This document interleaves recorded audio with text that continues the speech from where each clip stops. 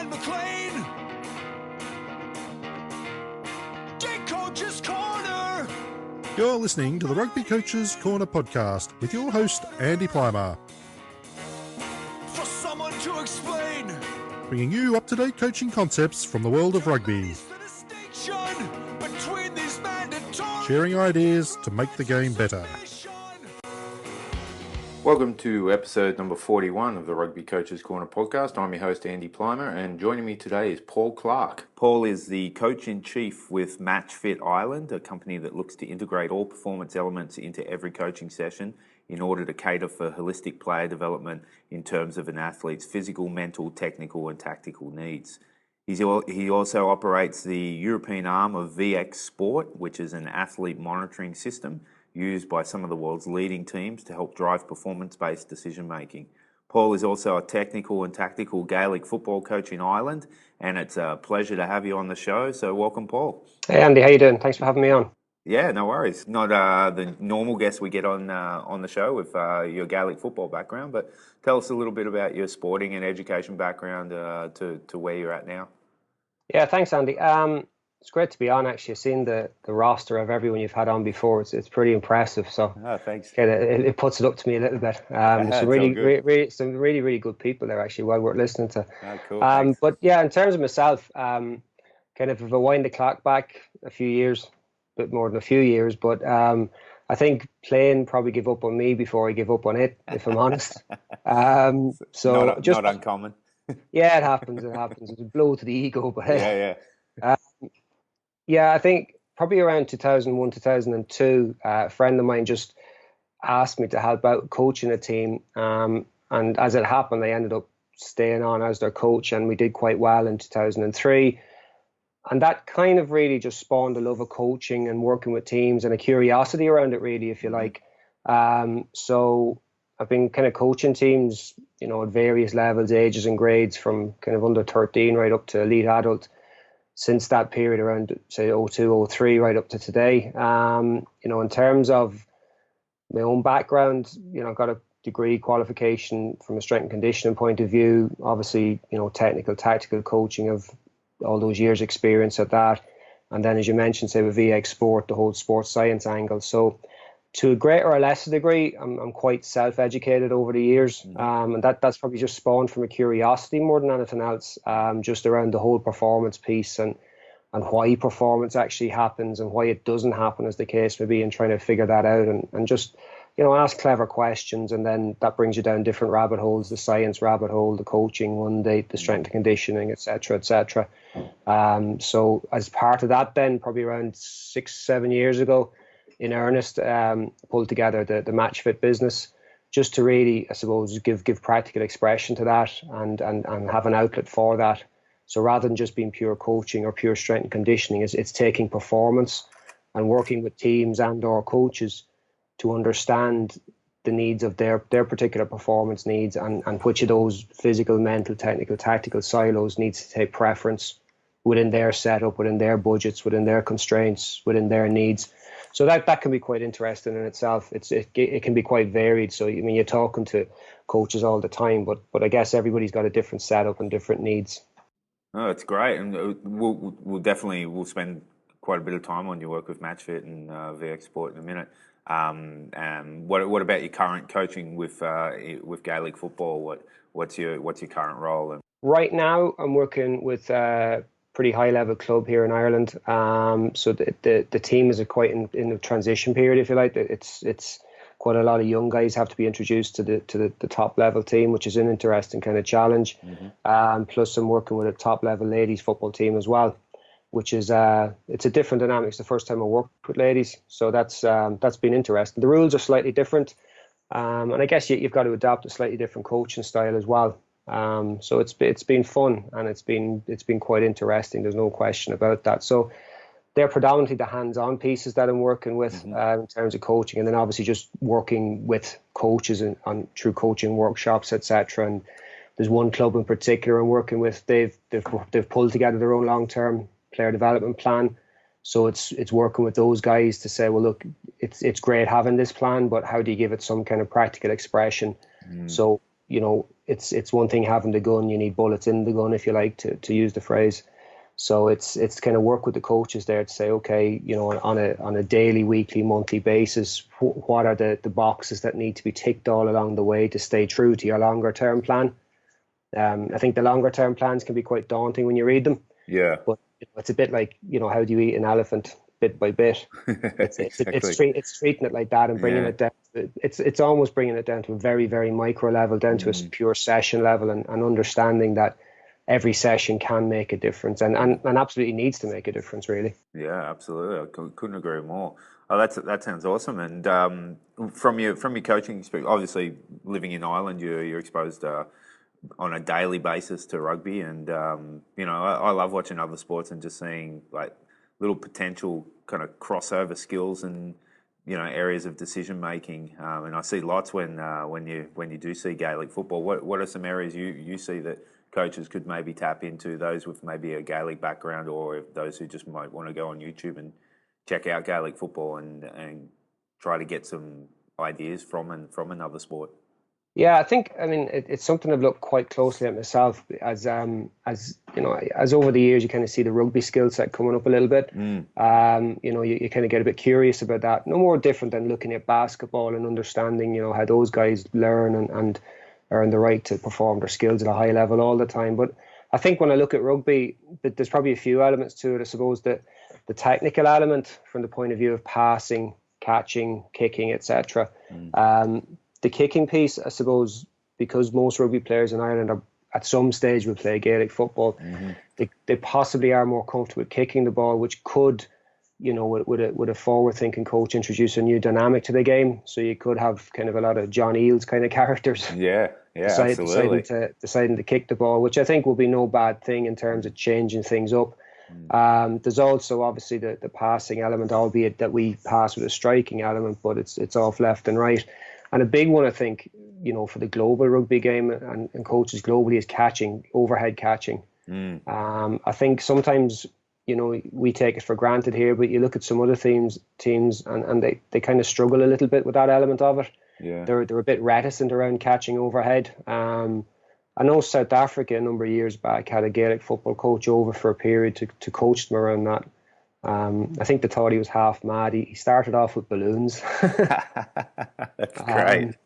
He had them indoors first off, and he had them catching balloons to time their run, which was interesting. It's a different perspective. It's bringing regression to a fairly fine point. Yeah, but I can just imagine Backy's both doing that drill. That'd be fun. Yeah, it'd be a fairly hard sell, I guess. A few pop balloons, I'd say. If he tells you he's not going to do it, what are you going to do? Yeah, sorry, go on. Yeah. Okay, so I think that's like the obviously the ball handling and the kicking is something from a technical point of view, and particularly bilateral kicking. The ability to go off both sides could really open up a game of rugby. I think then from a tactical point of view, going back to the kicking itself, the execution of probably executing a crossfield kick. Accurately and often is a potent weapon. I mean, I think you probably would have seen, over the years, Roland O'Gara using it quite a bit. Yeah, absolutely.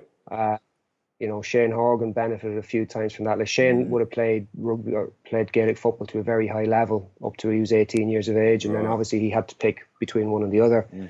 But there was 2-3 very famous match-winning tries from Shane Horgan as a result of that tactic. You have a guy that's a winger that's 6'4", 6'5", that can catch a ball overhead. He's been brought up doing it. It would be in some ways foolish not to use that weapon. Absolutely, yeah. So I think whilst you're brought up doing it, and it's a skill in itself, I sometimes think that especially at club level where coaches have a little bit more time with kids, that they could coach that into them over a long period of time. It's not something they're going to pick up in a season or 2 seasons, but over a period of time. No more than any skill, really, I guess. Yeah. They pick it up. Plus, it gives them a wider tapestry to go after in terms of what they're going to do during a match and be a bit more unpredictable. So, I think we might touch on it later on. I mean, around coaches and setups that have, say, lesser budgets, if you like. Certainly, I think that's something that those coaches could really look towards as being a bit more unpredictable, for want of a better phrase. Yeah. Yeah, just while you're talking about this, I'm thinking like I could easily see coaches being able to do this as the warm up game or a cool down game is a modified game of Gaelic football with some constraints added in that maybe an overhead catch scores extra points or something along those lines. Yeah, I mean, I know myself. Like, I mean, very often in terms of coaching the guys better support play off the shoulder, we'll use touch rugby in our sessions because if you don't support properly, you're not going to succeed in that game. So that's kind of a crossover there that I'd use. And there's other things there, say other forms of rugby like kind of tag rugby and looking for space and trying to punch space in defences, that kind of thing. That's very pertinent to our game. So I think there is the opportunity there for a lot of cross pollination. There's no question about that. I think it's been interesting as well with certain teams in World Rugby that I wouldn't say they've got smaller. I don't mean that, but they're certainly maybe not focusing on collision as much. As avoiding collision, which I think is something that we've kind of had in our game. Our game's more of a contact game than collision game. But certain teams started to beef up quite a lot. I think that they found that it's possibly not the way to go in our game. So, and it goes back to the bilateral ability. The best players in our game can move well off both sides. Yeah. But no different to rugby. But I think there's possibly more players in our game can move off both sides than rugby. Some of the special guys in rugby can. But again, I go back to coaching kids and youth players that they are very coachable qualities. Yeah, exactly. And if someone was to try and track down some resources for their sessions or just some starting points or ideas, what would be some good online sources that you could direct them to?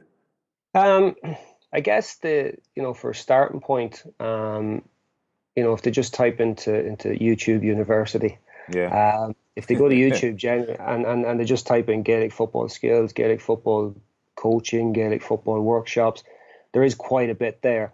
Now probably no different to any other game. That they're varied in terms of quality, but as a starting point, decent coaches will sift through this kind of stuff pretty quickly in terms of what's really good, what's okay, and what's just average.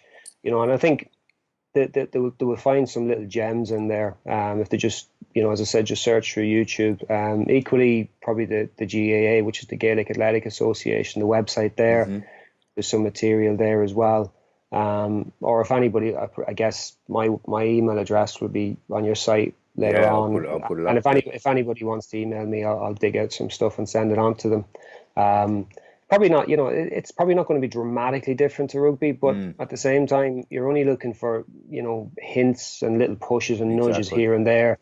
And it's yourself, it's like a ball of moss. It just gathers as it goes on. It gathers momentum and it gets bigger and bigger and bigger. And I think the knowledge that we all need is out there now with the internet. It's every bit of knowledge you'll ever need is out there. Every bit of wisdom you'll ever need is out there. It's really kind of just mining for it properly and just tapping into other people's knowledge to say, well, what have you found that works? Okay, great. All right, well, we'll change tack a little bit here. One of the reasons I got you on the show was I read an article you put out on LinkedIn titled "Ready, There Is No Substitute." And in this article, it's a short article, and I'll put the link up on the show notes so listeners can have a read because it's really, really interesting. You posed a question about are your match day subs and replacement fit for purpose, and then you go on to talk about some of the GPS data that you collected on one particular substitute. Do you want to talk a little bit about that article and what you found from it? I think it's probably, again, part of my own kind of, how would you put it, need state to become a little bit smarter all the time. Like some of the clubs, etc., that I work with won't be high budget clubs. So you've got to find these smart ways of doing business that don't really cost all that much. So you take what you've already got and you use it to, rather than generate lots of information and big data, generate kind of just little nuggets, coaching nuggets of insight. So I think just as a coach, one of the questions and the people that work with me would have posed was, do you know what? It just seems that a lot of our guys that are good in as substitutes aren't having the impact that we like to think they're having. So you see that, say, from just watching the video of a game and just some simple tagging. And, that's fair enough. That's a what and a how, but you kind of have to figure out why is that the case. So again, the tendency is to monitor the guys on the field when you're using, say, GPS systems. Yeah. So this particular day, we just threw it onto one of the guys we knew that we'd be using as a substitute. And really didn't say much more to him. I kind of forgot he was wearing it, to be honest. Told the guy to warm up. And he went off and he did his usual substitutes warm, which was, we've all done it. Yeah. Less than adequate, shall we say? And it's the usual stuff. You tend to warm up and he tears down the line, he tears back up again, and then he stops and he stretches, etc., etc. So, to cut a long story short, the guy comes on, he makes a massive burst, and then dies. Yeah. And he's very much up and down, up and down, up and down after that. And I suppose when I really looked at that I suppose data, if you like, and the pattern there, kind of said, Jesus, this guy was being brought on to make a difference for our team in a key position and bring some energy to a position where the guy that was coming off was jacked effectively. He was tired. And he did anything but. And I kind of went, well, really, I mean, if I'm really honest, we effectively had 14 players in the field instead of 15 for a key part of the game.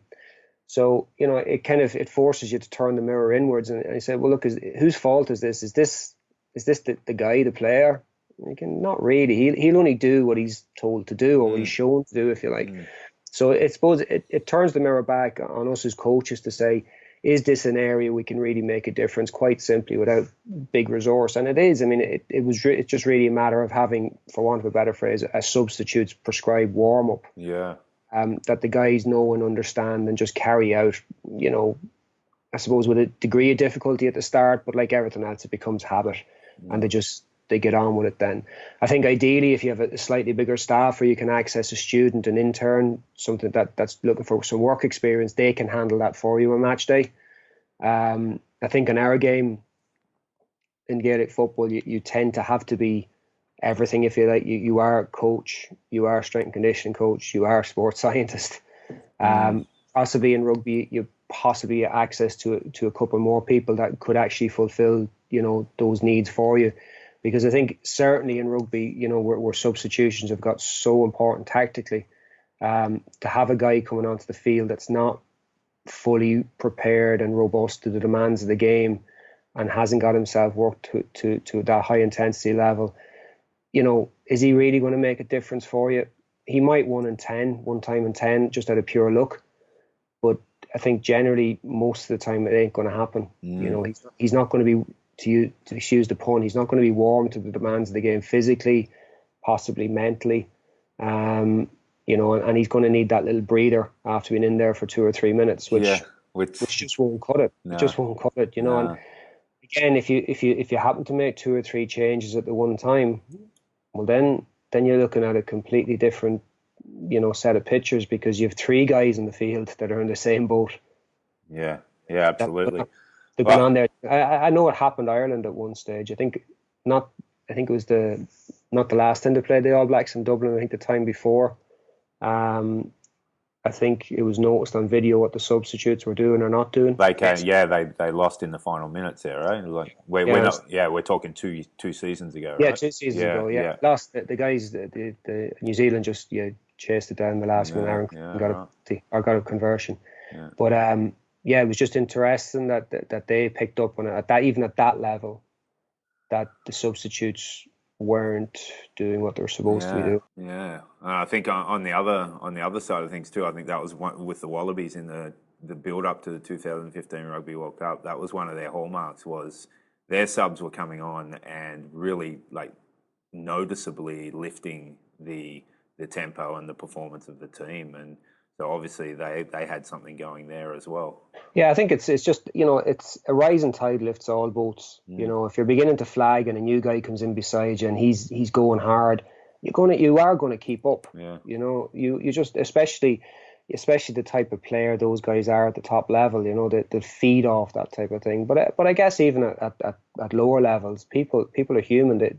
They feed off the example and the energy that other people bring, just as equally as they feed off bad energy. So it makes sense to have some kind of a strategy in place. So just the last one on that, the getting the subs prepped. What would be some recommendations for coaches out there for that? You mentioned like a player-led kind of substitutes warm-up that they know halfway through the season they know by heart. But what would be some recommendations you could give for rugby coaches there on something, how that would look? Yeah, to keep it kind of simple, I guess, without spending too much time on it, even though it is quite important and the guys understand it and buy into it. I think broadly speaking, I mean, they'll have done their mobility work, etc., in the warm up with everybody else pre-game. I think during the game, then it's a matter of keeping limber.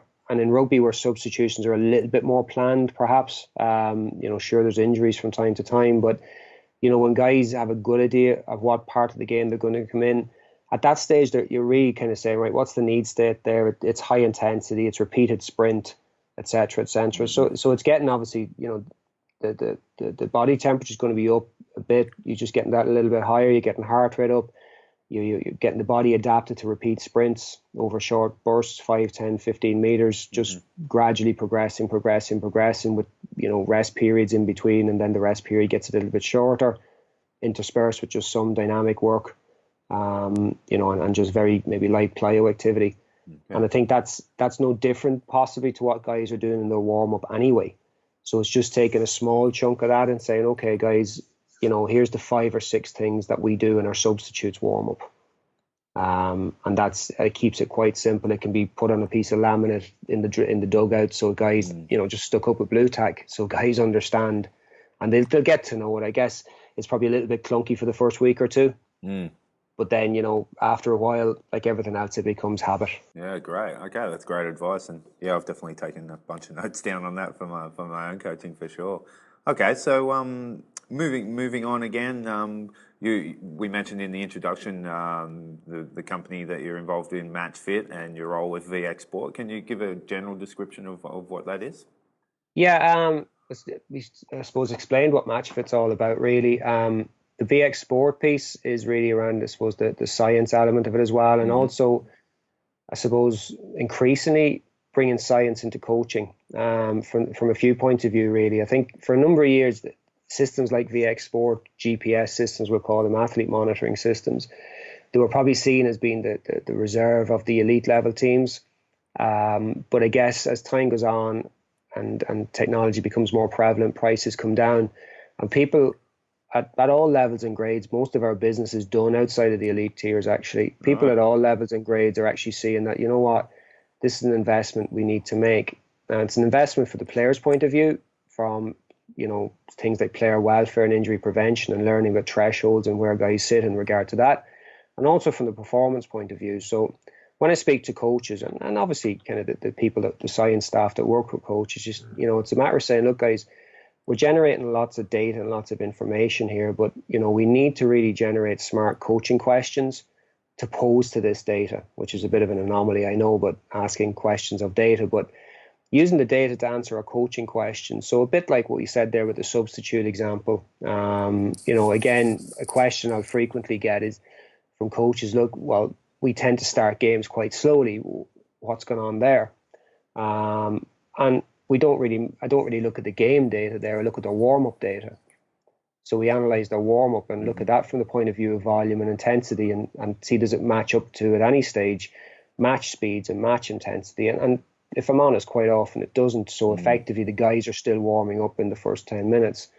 So that's an example of where VX Sport is kind of really helping coaches. Obviously, it's there as a tool for sports scientists, etc., and strength and conditioning people to pass on the information and the insights and work with coaches in terms of having guys physically prepared, identifying worst case scenarios in the particular sport to see what is the worst thing that the player will go through in a match in terms of physical demands. And then we look at our sessions and say, are our sessions gearing players towards these demands, or are we just bringing them within 5 or 10%? Because if we are, we're not truly preparing them. So I guess rather than being a big brother for players looking to see what are they doing or they're not doing, it's a chance for coaches to legitimize and validate their coaching. And also say for fitness staff to, I suppose, I won't say legitimize what they do, but to help themselves in regard to to proving that what they're doing is effective. I think when you read online, Andy, you hear a lot of guys kind of going, geez, there's no real way I can show that what I'm doing is working. And well, I actually think there is.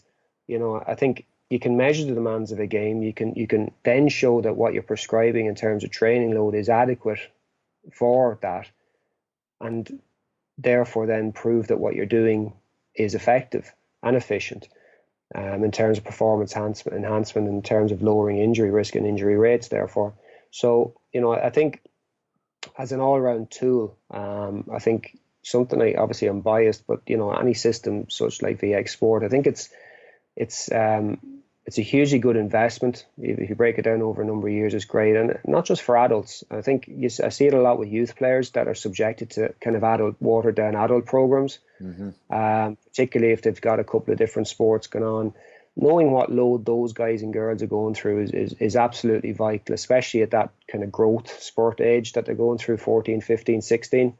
I think very often, 15-year-olds kind of get treated like half a 30-year-old in some ways, and that's not quite the case. So I think when we can kind of really, really take a good look at what kids are doing vis-a-vis the demands of their game at their age, and then have progressive programs in place that we say, well, look at the loading that they're going through is actually spot on, no different to adults really. The same mindset, and I think that's really, I suppose, what my business, working with VX tries to bring to that party, is to say, I'm not, I suppose, pulling these notions out of the sky that I recommend to coaches and clubs that are saying, look, this is based on not only experience, but it's based on good science and good information. And then out of that, then mix that with the need states of people, of teams, clubs and players, and arrive at a solution that's workable. Yeah, I think just looking at your website, one of the things that I liked is how you kind of package it in. You call it the 5 Eyes model, and you kind of package it that way. And can you explain that a little bit? And I'll also put one of the YouTube clips up on the website as well. But yeah, how you work that into the weekly training cycle? Yeah, I think the 5 Eyes thing is just really it's kind of like just a small guide really for coaches that are getting involved in dipping the toe in monitoring, or even if they've been monitoring for a while. I mean, I think there's the big data tendency, just create reports and reports and reports, but we've got to get a wee bit smarter than that, I think. So, the 5 Eyes thing is really based around kind of investigating, number one, what are the great questions we need to ask. We can, as I said, from video analysis, which is wonderful, we can see what happens and how it happens, but we need to figure out, why is this happening? So we need to come up with these good coaching questions that are pertinent to our setup and our needs. The information piece then, which is the second eye, is effectively just capturing the information that will then help us answer those questions. So systems like VX or similar, something like that, that's where you gather your data, gather your information. The next piece then is to interrogate that information. So sure, you're going to generate reports, but really, in what direction are we going to pull those reports? So if we look at reports as like a funnel, we can have big, broad reports that tell us lots, or we can just start funneling down to the finer details. Yeah. So if you take, say, as an example of that, at a high level, which is a good example, Nick Gill with New Zealand, New Zealand Rugby Union, like those guys there, I think they really, really focus on 3 to 4 pieces of data out of their reports. Right. Everything else, of course, they observe and they have a look at, but there's 3 to 4 what they call nuggets, key nuggets for those guys that they really, really focus in on a day-to-day basis. And you often hear it said that the people at the top are at the top because they keep things very simple. That's a pretty good example of interrogating data there. So it leads you then on to the 4th eye, which is the insight. So you interrogate it to the degree that you generate an insight out of that then. Now, the insights, again, to use the phrase, are these little coaching nuggets that you go, they're almost like your aha moments, where you kind of begin to understand things a little bit better. The problem that you once had, whilst you haven't it solved, you're understanding why it's happening. And at that stage, then you begin to, the final eye is to implement. Then you implement your insight.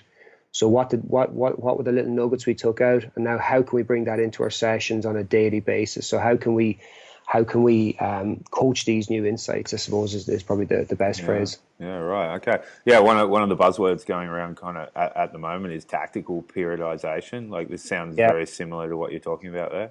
Yeah, I think it is. Yeah, I mean, it's I think in the internet now you have to have buzzwords, Yeah. little acronyms or something like With a that. hashtag and all that stuff. Yeah. You got to have all that kind of stuff. But I think it's the tactical periodization really is what I would view as common sense. It's time management number one, and it's focus number two. So it's using your time wisely. It's using it in a very, very specific manner, in a very planned manner. So you know what you want out of your week's work broken down by session. So you effectively reverse engineering, and then you're planning out every minute. I mean, I guess it's probably been in vogue in military circles for a long, long time in terms of, tactics planning and campaign planning. They'd probably laugh and say, Jesus, we were doing that 100 years ago. Yeah.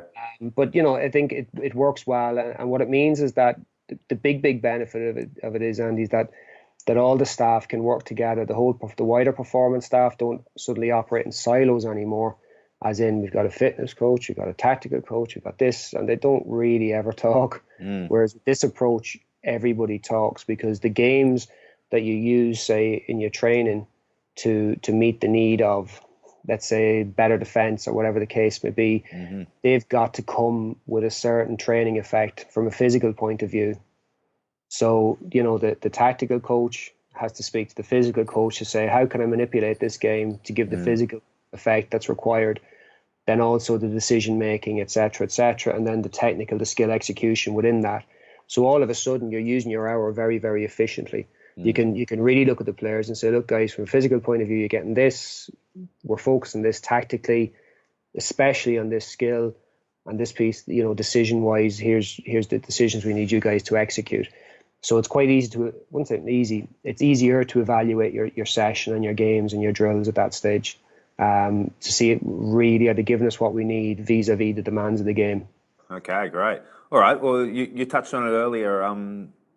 A lot of coaches will be listening to this and just really licking their lips and wanting to get stuck in straight away. Others might be thinking, well, we've got fairly limited resources, both financially and staff wise.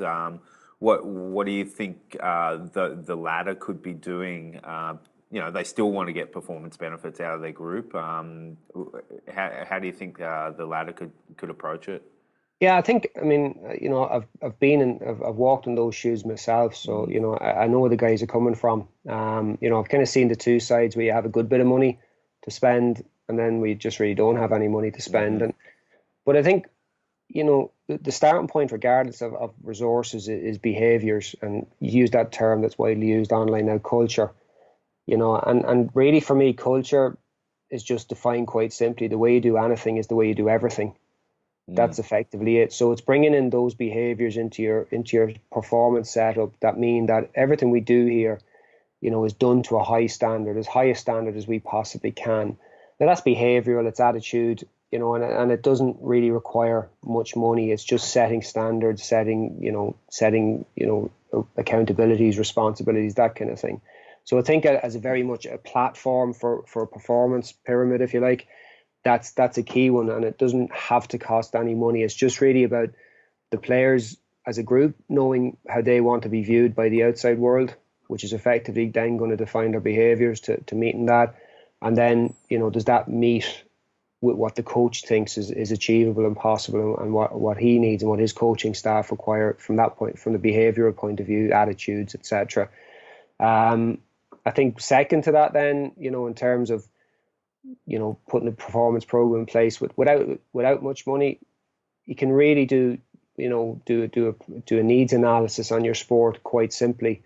There's quite a bit of information online, quite a bit of research online that, yes, it does require a bit of digestion, all right, but you can, broadly speaking, come up with a needs analysis for your sport that then will inform what you're going to focus on a daily, weekly, monthly basis within your training and coaching, set against the needs of the players and where those guys are at. So I think that's something else that can be done. From the coaches' point of view themselves, I think I mentioned earlier on, like for me, all the information you'll ever need, all the wisdom you'll ever need, all the mistakes that have ever been made are out there online right now. Now, sure, you don't get your degree, your master's, your PhD with this stuff online, but in the world where resources might be tight, the information is out there, the insights are out there.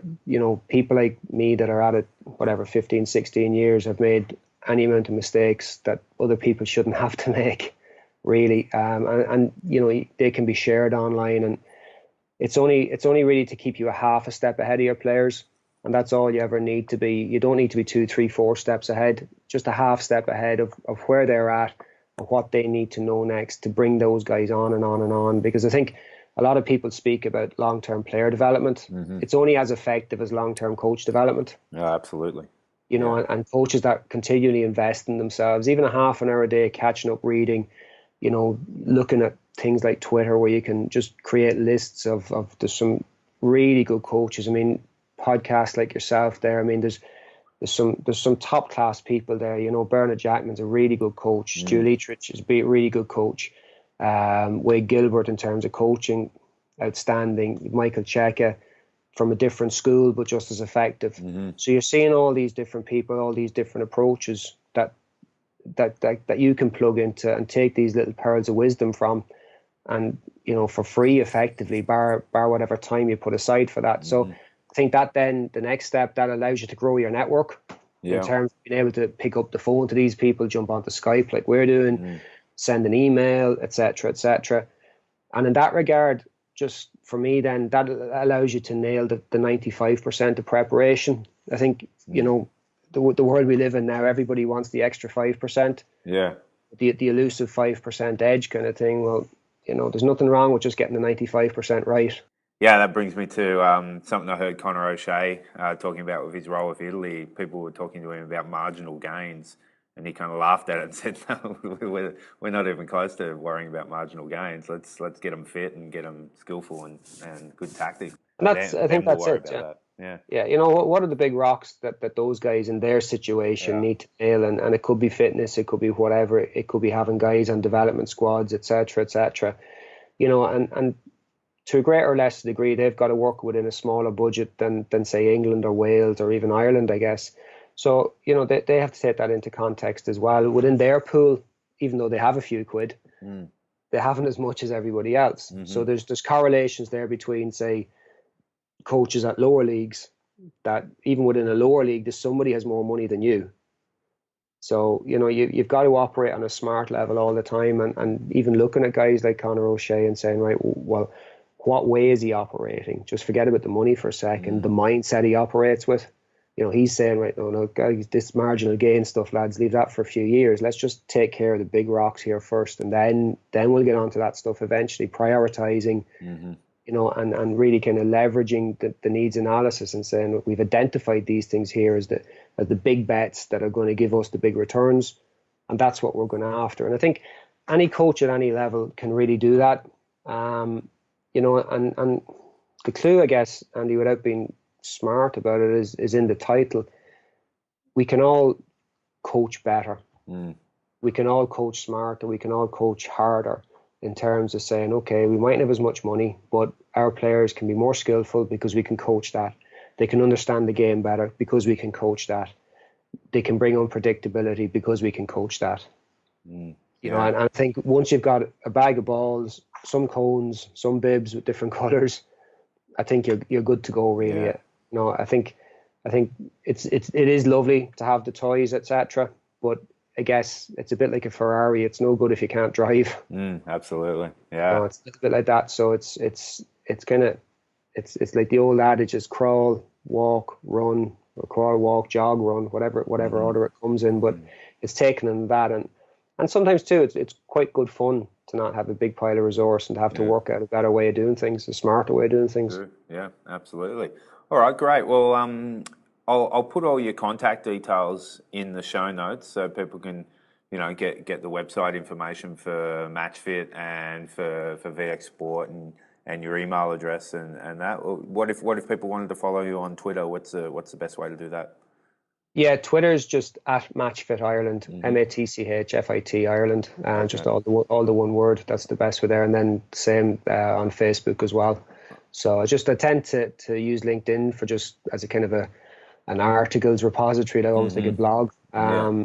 That's just out of habit, really. So I tend to put on Twitter when I put up an article. But absolutely, anybody wants to get in touch, just really about anything, just information swapping, ask questions, etc. Please feel free, no problem at all. Okay, awesome, great. All right, well, we always end the show with the same 4 questions. When you were a kid growing up and you were watching rugby, who were some of the players that jumped out at you? Yeah, I loved David Campese. Oh, yeah. Yeah, it was Of just course. he was doing things. I mean, to me, he was huge. I kind of used to look and go, Jesus, how can he move like that? Like John Eales as well. I really liked just the fact that he could kick. He was a bit Yeah. different. He was a huge man, but he just could kick the ball with ease. Johnny Wilkinson actually was pretty cool as well in a Yeah. different way. He seemed to be a guy that was just getting the very, very most out of himself. He was obviously talented, but it came with savage practice. You just knew that. You could feel, you could see that intensity about the guy. Yeah, Keith Wood. Keith Wood? Yeah, Keith. Yeah, Yeah, absolutely. just in terms of, again, that a bit like John Eales, just that unpredictability, doing things that he probably shouldn't have been able to do, or other hookers weren't able to do, but he Yeah. could do them. No, he revolutionised the position for sure, Keith Wood. And I think just on Johnny Wilkinson's work ethic, if anyone's ever read his autobiography, Johnny, it's unbelievable what he put himself through on a daily basis.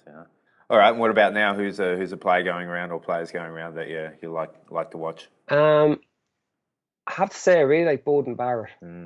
Yeah. He's like one of these guys that's living the dream. He's kind of like you see him during games and he's kind of smiling Yeah, and that's he's great. he's obviously awfully professional, and he's got that flair as well. He's got serious speed. He's another guy who played Gaelic football as a young guy. Really? Oh, Yeah, wow. his family came here just actually down the road from where I'm from. They came here. His dad it was something to do with farming. Okay. Farmers from here would go to New Zealand and vice versa. I Right. don't know why, but they were here for a few years, and he played some Gaelic football here. And I'm not putting that down to why he's so good, but Oh, it's yeah, but it all counts, right? yeah. I mean, he's again, it's just the way he plays the game, and just the attitude he plays the game with. I think he's a pretty exciting, special player. Yeah, absolutely.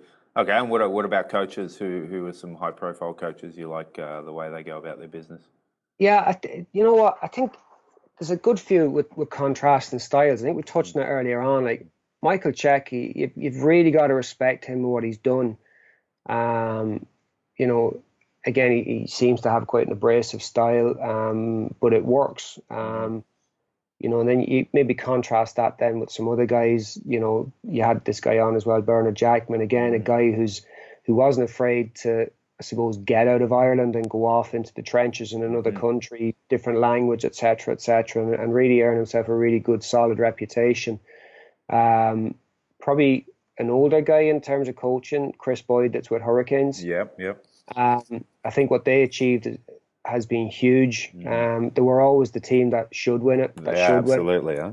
but didn't win it. And I think getting those guys across the line, despite their obvious talent, has been a huge achievement. There's no question about that. So those guys there, I think there's Joe Schmidt's obviously a really, really good coach as well. Yeah, for sure. Eddie Jones, I'm curious about, I have to say. Yeah. There's a level of curiosity there. There's no doubt about that. He's probably in that checking mold. He's probably more like him than he likes to think. So I'll not be the one to tell him. No. But yeah, I think those guys there, that they're all quite different, but they all bring something different to the party, and that's coaching, I guess, isn't it? Yeah. There's no one right way. You've got to dip into different schools and pull out of them, and just learn really from those people. Yeah, great, awesome. Okay, and then final question: who's someone who doesn't have the profile of Joe Schmidt and Chris Boyd and those types that's doing good work in and around your local community?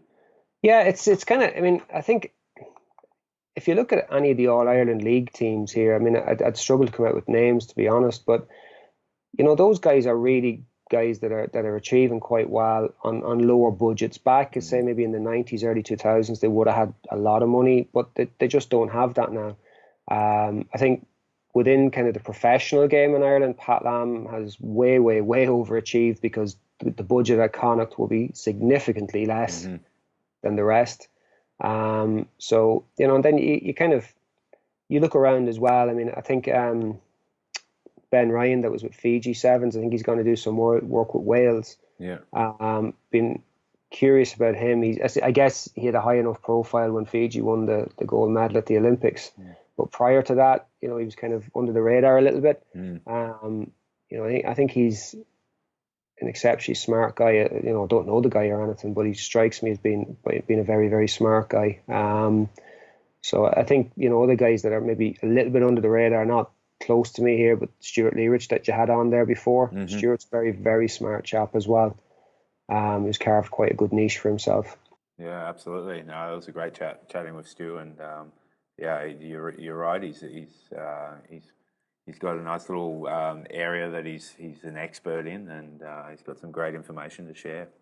All right, well, it's been great chatting with you, Paul, and I really want to thank you for coming on the show. And I've got a bunch out of it, especially in terms of managing subs and looking at needs analysis and those kind of things, and I'm sure listeners have too. And yeah, I just want to really say thank you and appreciate you coming on the show and giving up your time. No, not at all, Andy. Look, it's great to talk. It's the one thing in coaching that we're not awfully good at is kind of forming these kind of communities of practice, just locally or around the world, that don't really cost anything, bar a few minutes every day, just to keep in touch and just disseminate whatever information's out there. And as I said earlier, share mistakes. Why should anyone else have to make the ones that I made? Absolutely, I agree. So it's any chance to talk in that regard is really good. So appreciate that. Thanks very much. All right, perfect. All right, cheers. Thanks a lot. Thanks. See ya.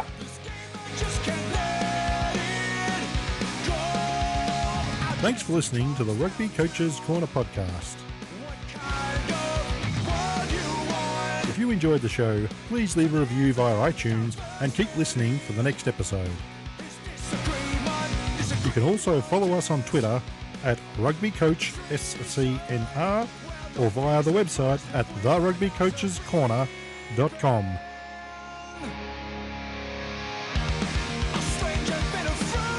Until next time, keep sharing ideas to make the game better.